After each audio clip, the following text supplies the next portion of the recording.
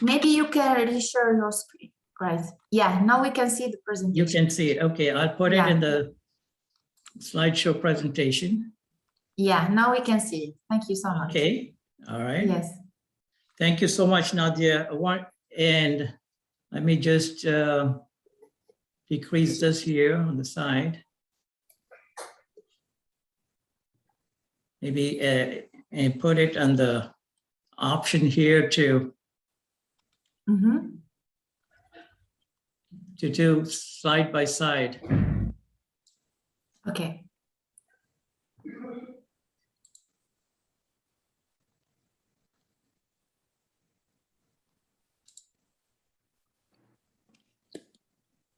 Okay. Again, I want to thank the SPE and IADC student chapters of the University of North Dakota for giving me the opportunity to speak today. And I always look forward to speaking with the young engineers and scientists who will lead, who are the future leaders of tomorrow. Okay, my topic. Thank you for accepting our invitation. Thank you. Thank you so much. And as you know, the topic of hydrogen and energy is a hot topic. And with the climate concerns and things of that sort, the hydrogen economy and the role of CCUS is going to play a bigger and bigger role. Many governments and corporations and the general public support efforts to address global warming and climate concerns. And this has led to a significant projected increase in hydrogen use. But fossil fuels, mostly natural gas, will remain the primary source of hydrogen by 2050.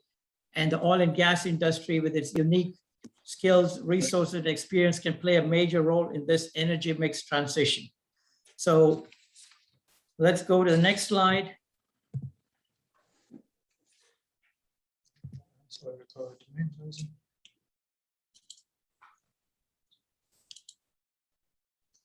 Okay.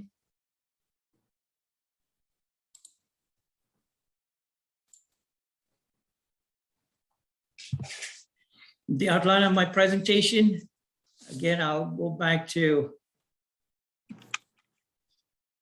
when I go to the full one, okay.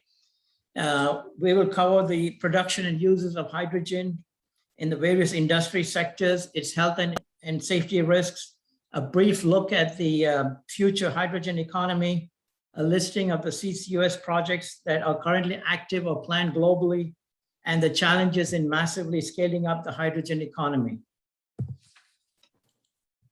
By now, you must be familiar with the different colors that are used.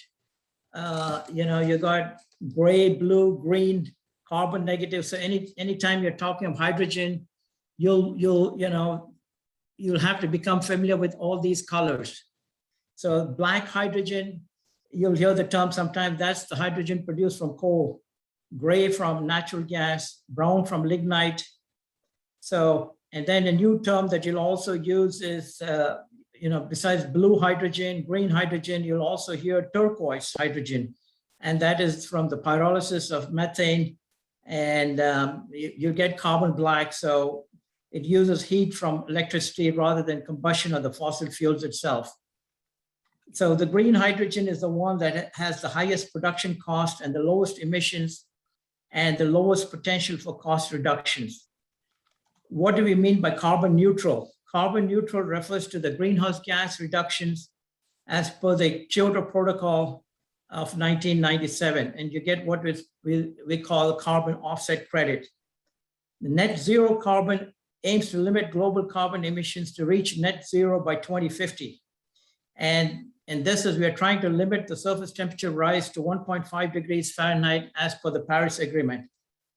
Here, when we're talking about the clean, low carbon on this side in purple, that refers to both green and blue hydrogen. So without hydrogen, a decarbonized energy system based on electricity will be more flow-based with the need to match supply and demand in real time to avoid supply disruptions. So anytime you're talking the hydrogen economy, you're talking of these types of different types of ways in which hydrogen can be generated. Of course, the most popular one is green hydrogen, but it's quite expensive. That is, it does not depend on fossil fuels. But the amount of hydrogen that we produce globally is very small. So this one gives, you know, what the production is, and most of it is from natural gas, what we call steam methane reforming. And as you see from this slide here, the US production is only about 10 million metric tons per year, and the global hydrogen production is about 70 million metric tons per year. And the bulk of that is from natural gas steam methane reforming. So what is steam methane reforming? It's a catalytic process where basically natural gas, that is methane, is reformed. So once it purified, the methane reacts with the steam to form a synthetic gas containing CO and H and hydrogen. The water vapor reacts with CO2 to form CO2, with the CO to form CO2 and more hydrogen. And this is how we get hydrogen. Of course, this is what we call blue hydrogen. The unique aspects of hydrogen is on the Earth, mostly hydrogen is found with water, and it's not usually found in the pure form since easily it combines with other elements. So a little bit from coal gasification and very little from electrolysis. This schematic here gives what the hydrogen potential by market in 2050 is going to be. And the bubble, the size of the bubble indicates what the hydrogen potential in 2050 in exajoules will be. So you'll see, you know, in power generation, transport, in medium and large cars, industrial energy for high-grade industry heat, and then for building heat and power, and finally for the industry feedstock. By the way, what does 1 exajoule mean? 1 exajoule is 10 to the power of 18, that is 1 quintillion joules. And a joule is a SI unit of energy and work, and 1 exajoule is approximately 24 million tons of oil equivalent. And by the way, the yearly US energy consumption is about 94 exajoules. So this gives an idea of what we're talking about in terms of exajoules. And this is what is projected to be the need for hydrogen by the year 2050 as we move ahead to a low carbon economy and less dependent on fossil fuels. This next schematic shows the integration of fossil energy into the hydrogen economy. And you see here the electric grid infrastructure, the gas infrastructure, and how it connects with power generation and production of hydrogen. And that is, like I said, mostly from steam methane reforming, and then some from gasification. So if you combine the production of hydrogen, let's say from steam methane reforming, and you put CCUS, that is, you store the CO2 in aquifers or for sequestration purposes, then it's called blue hydrogen, as we mentioned before. And if the hydrogen is generated from, say, from wind or solar or non-fossil fuel, it could be nuclear, geothermal, etc., then that is labeled as green hydrogen because it's not emitting any CO2. And the different ways in which hydrogen can be used, we got the hydrogen vehicles for transportation, synfuels, and ammonia, fertilizer, metals, and other uses. So the hydrogen applications can include feedstock and chemical refining in steel, the power to support transmission to net zero emissions, in the gas grid to decarbonize residential commercial heating, and in transport, both for road transport as well as maritime transport. So to achieve net zero, you got to decarbonize where it makes sense. Clearly, hydrogen is a front runner in this space. This next slide here shows what the cost is. If you look here, from steam methane reforming is about $2 per kilogram, and coal gasification with 90% carbon capture and storage is about $1, $1.50, and biomass gasification with 90% CCS also about $2. But if you look at the green hydrogen with electrolysis with nuclear wind, it's about almost $6 per kilogram. So the challenge is, how do you reduce those costs to be competitive with to bring it down to the $1 to $2 per kilogram range. And then you'll also hear the term, the CO2 intensity. What is CO2 intensity? So here, if you look at the CO2 intensity, the least is with electrolysis, with nuclear wind, and also with the biomass gasification. So the CO2 intensity is the amount of life cycle greenhouse gas emissions per unit of energy. And it's also the measure of how much you produce CO2 per dollar of GDP. That is how much CO2 is emitted when generating $1 in our economy. So these are some of the challenges that when you have to scale up the hydrogen economy that are being currently addressed and will have to be addressed. A brief look at the hydrogen economy. So this slide here shows, deploying the clean hydrogen could reduce approximately 34% of greenhouse gas emissions from fossil fuels. And like I mentioned before, how do you reduce the cost when you scale up the hydrogen production costs? Some of the hard to abate areas of hydrogen are the steel and the cement industry, et cetera. So those are being, will have to be addressed to scale up and bring the cost of hydrogen production to a manageable and competitive range. For home heating and cooking, that's another thing that is being looked at. Transportation, particularly for long haul transportation, and also for maritime at the present time. So the costs are generally lower in the US, Brazil, Australia, Middle East, etc., where there's good storage resources. But if you're in Japan or Korea, the costs are going to be higher because they don't have the resources. So, and then when you're looking at electric vehicles, there are not too many hydrogen-powered cars. But the reason was there was a large scale up of lithium-ion batteries, but hydrogen did not have the same push.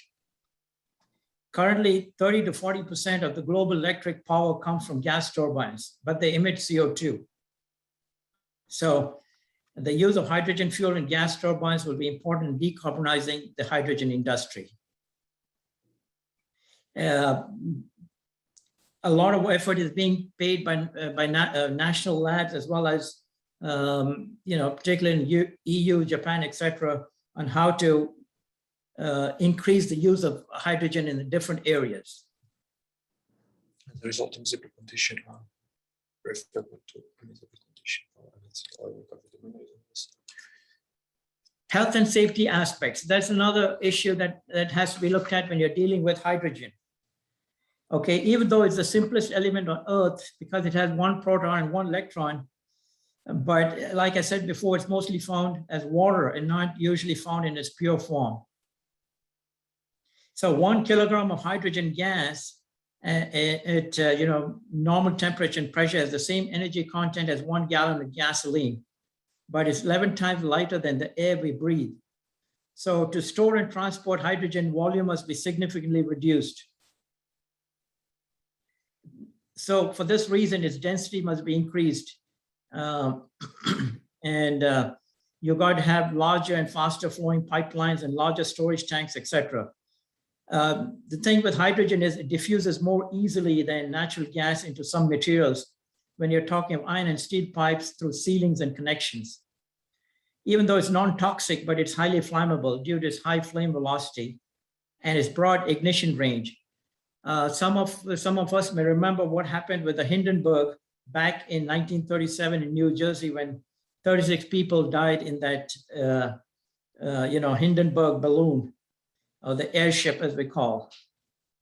So if you're using hydrogen for turbine fuel injectors, then it need to be redesigned.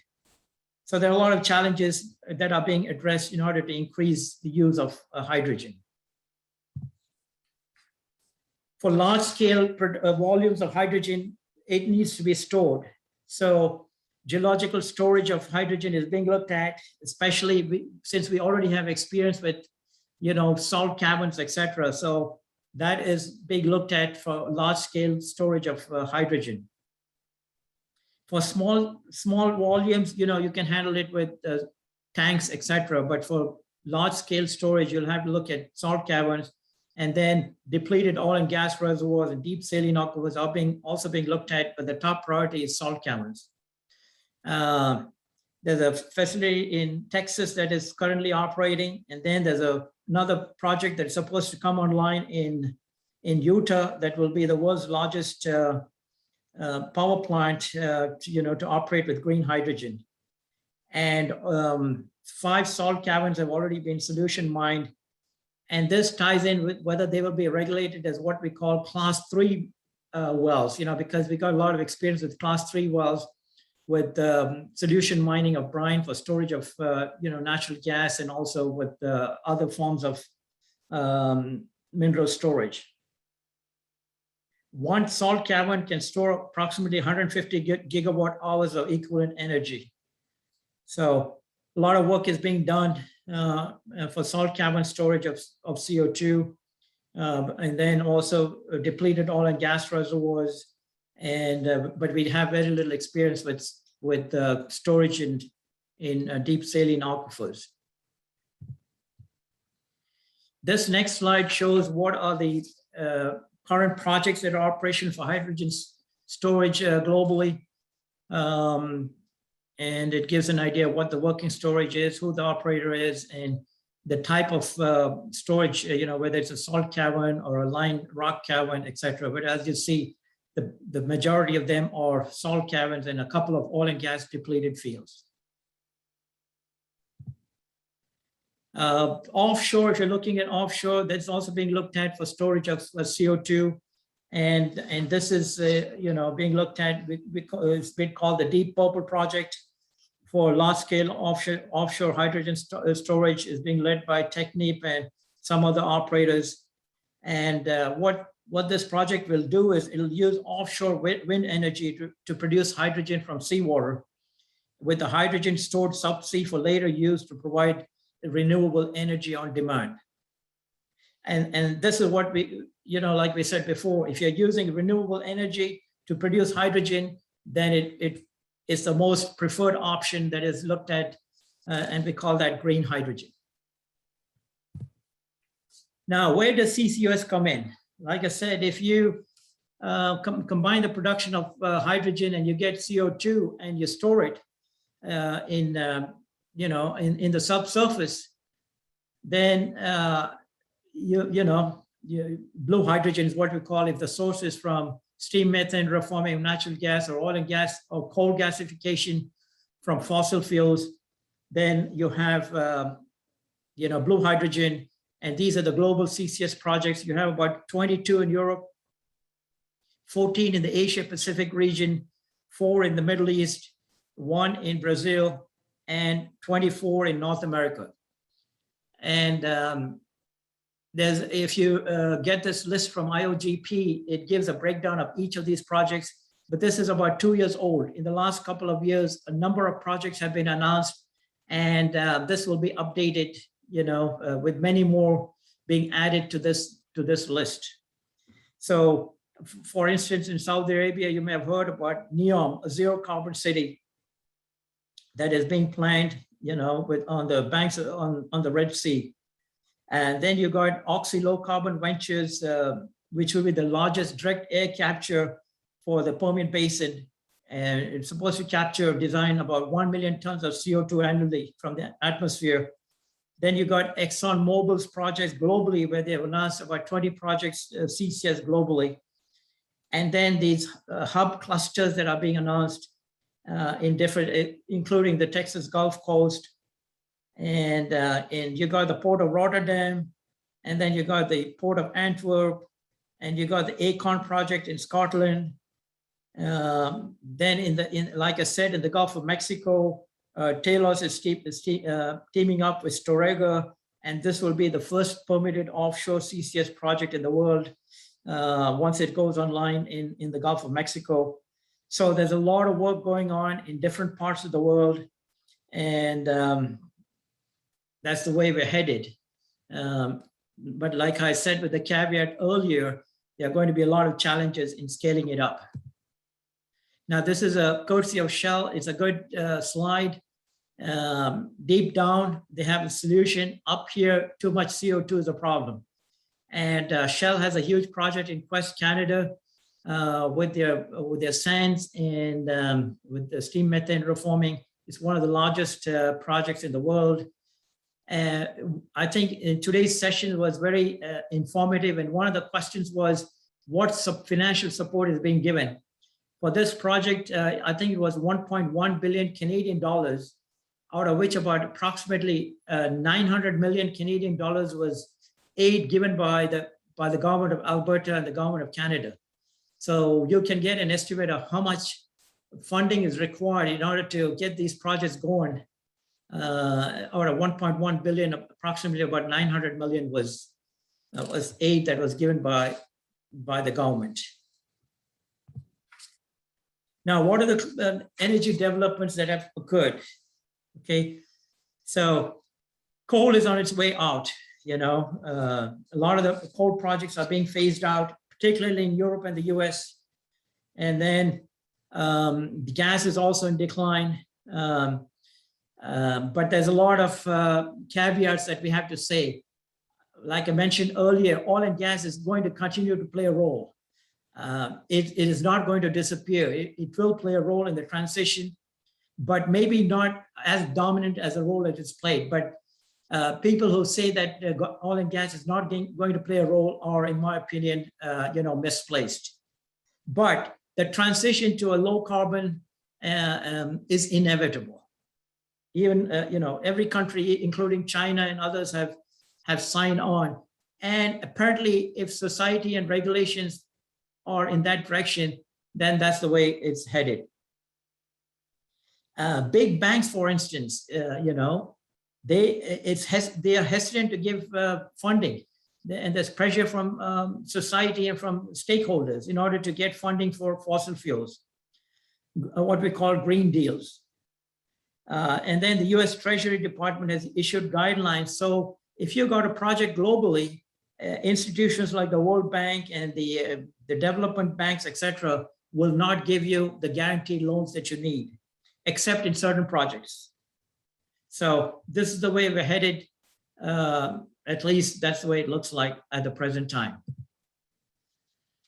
Green hydrogen, we talked about. Blue hydrogen, because the best way to transition is to use the blue hydrogen, and whether it's for EOR purposes or for using the natural gas.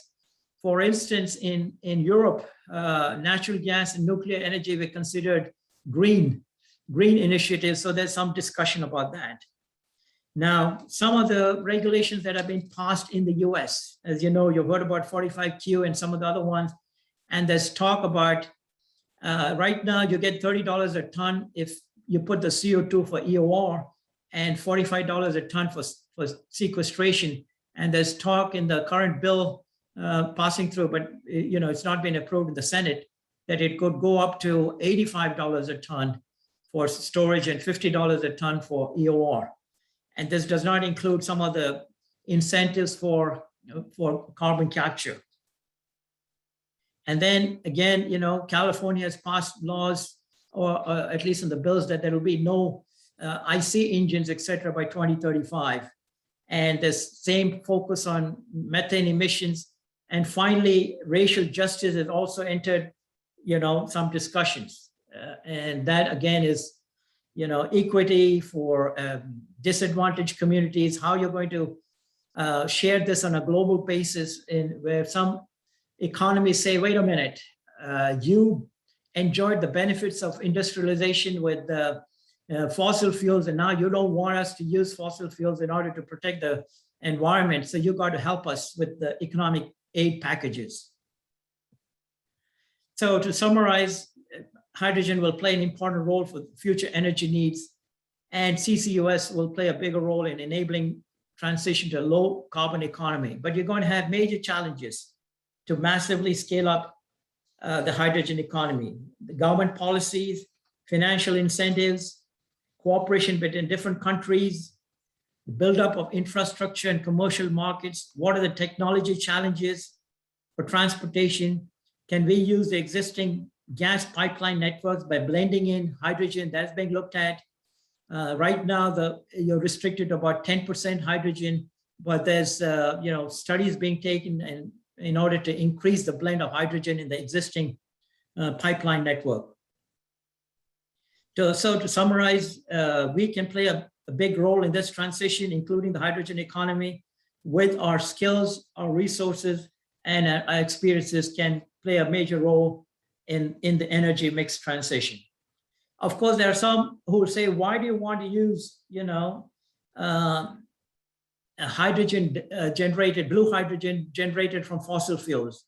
And because it's a net negative for the climate.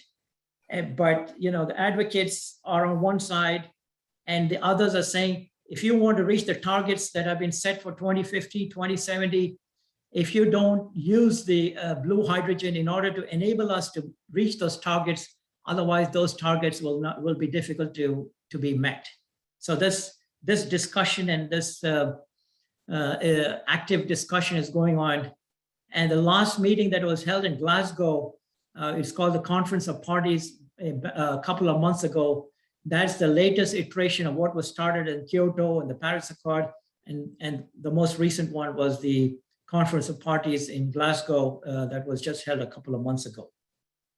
So this is just an overview of what we're looking at when we talk of hydrogen and the role that CCUS will play in the hydrogen economy as far as enabling us to meet the targets that we have set for 2050, whether they will slip up to 2070 or beyond, only time will tell. Thank you for your time, and I'll be happy to entertain any questions. Thank you so much, Mr. Talib, for the great presentation. So we have 5 minutes for the QA session. Please feel free to share your questions with us. And actually, so Rida just mentioned that there are projects in Algeria that was not mentioned in the presentation, which is one, this one is in Ain Salah. Yeah, I agree. In Salah is a very well-known project, and so is Sleipner, but I've not included any of the projects which are related with, oil and gas related fossil fuels. So many of the projects are related to oil and gas projects, whether it's in Salah in Algeria or the Sleipner and Snow White and other projects in the Norwegian North Sea. Okay, thank you, Mr. Talib. So please share your questions in the chat or unmute yourself to speak directly to the speaker. We will have 5 minutes for the QA session, then we will move to the next topic with Mr. Talib.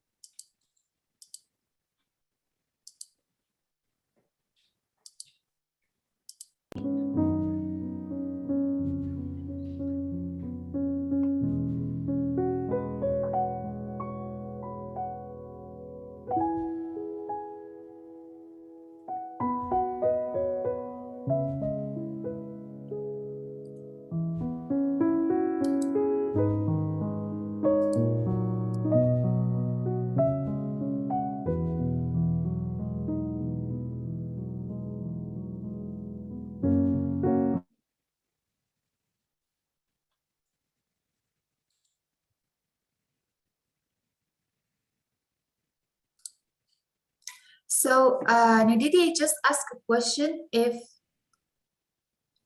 are there significant advantages of CO2 EOR over water injection?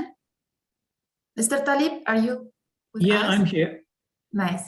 So Nididi asked, are there significant advantage of CO2 EOR over water injection? Yes, it depends upon, all reservoirs are not suitable for CO2 flood, what we call miscible injection. So if in certain areas, if the properties of the oil are suitable for miscible injection with CO2, then your recovery increases with CO2 in the EOR phase, what we call the tertiary phase. So you got the primary phase where you just got oil production, and then you got the secondary phase with the water injection, water flood, and then you got the tertiary phase with CO2. So in some reservoirs, yes, your ultimate overall recovery will go up as long as those reservoir characteristics meet the qualities of, being miscible with CO2 and result in increased production. Thank you so much. So we move to another question. So Greg just asked if increasing the H2 levels in existing pipelines will require significant cost due to the H2 embrittlement. Can you see a way around this, like slip liner or other technology which does require complete replacement of the existing transmission lines? Yes, this the properties, especially the brittleness of the steel and the tubing and the materials pipeline, that is a big issue that is being looked at by, in fact, I think 7 of the US national labs they've got a combined study that they're looking at it on the properties of the pipelines and how they can handle an increased mix of hydrogen.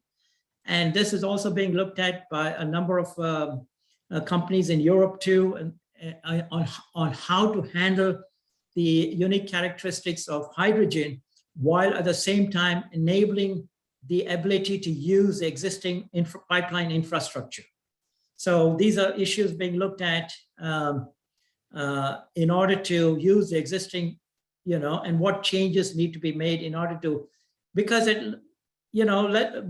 as with any other fluid that is being transmitted, you want to make sure that it will not rupture, not cause a leakage or a release to the environment.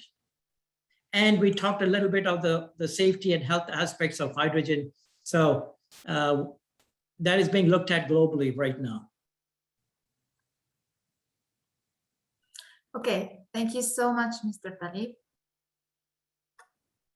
So I will stop recording and we will go to the next